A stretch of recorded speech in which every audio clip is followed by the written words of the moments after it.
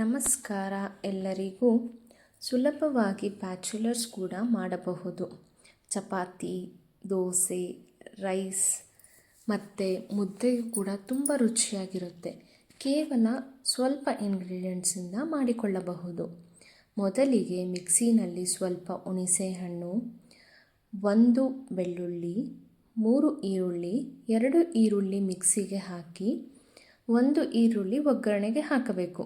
ಅರ್ಧ ಚಮಚ ಜೀರಿಗೆ, 1 ಚಮಚ ಸಾಂಬಾರು ಪುಡಿ, ಅರ್ಧ ಚಮಚ ಧನಿಯಾ ಪುಡಿ, ಅರ್ಧ ಚಮಚ ಖಾರ ಪುಡಿ, ಸ್ವಲ್ಪ ಕೊತ್ತಂಬರಿ, ಸ್ವಲ್ಪ ನೀರು ಹಾಕಿ ಈ ರೀತಿ ನುಣ್ಣಗೆ ರುಬ್ಬಿಕೊಳ್ಳಬೇಕು.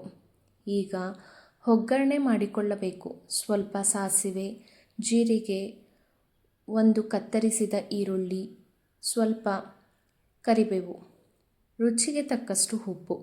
ಈಗ ಮಿಕ್ಸಿನಲ್ಲಿ ರುಬ್ಬಿಕೊಂಡ ಖಾರ ಹಾಕಿ ಚೆನ್ನಾಗಿ 5 ರಿಂದ 10 ನಿಮಿಷ ಕುದಿಸಬೇಕು. ಈಗ ರುಚಿಯಾದ ಈರುಳ್ಳಿ ಖಾರ ಸಿದ್ಧವಾಗಿದೆ.